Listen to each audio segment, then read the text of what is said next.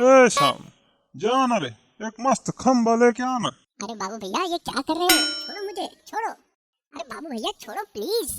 लेके आना रे बाबा। अरे बाबू भैया मेरे पास पैसे नहीं है, मैं कहाँ से लाऊं? ए बिना बेचे की खोपड़ी लेकर आता है कि नहीं? मेरे पास चाय पीने के पैसे नहीं है, मैं आपके लिए खंबा कैसे लाऊं? ए शाने जाना, नौटंकी क्यों कर रहा है? ए राजू मुझे बचा, ये बाबू भैया पागल हो गए। वो हलकट तुझे क्या बचाएगा रे? अरे राजू मेरा भाई, लगता है आज ये मेरा टांग तोड़ के ही रहेगा। अबे कद्दू के छिलके, इतना नाटक काय को कर रहा है? लेके आना।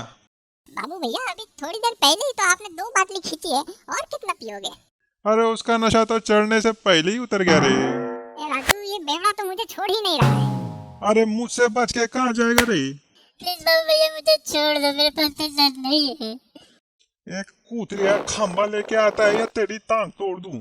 ठीक है बाबू भैया ठीक है, मैं अभी लेके आता हूँ, बस मुझे छोड़ दो। जा लेके आ। फालतू इतना कीट कीट किया, पहले मान लेता। कूतरिया जा, अब देर मत कर, मेरे को फटाफट एक पाटली ला के दे।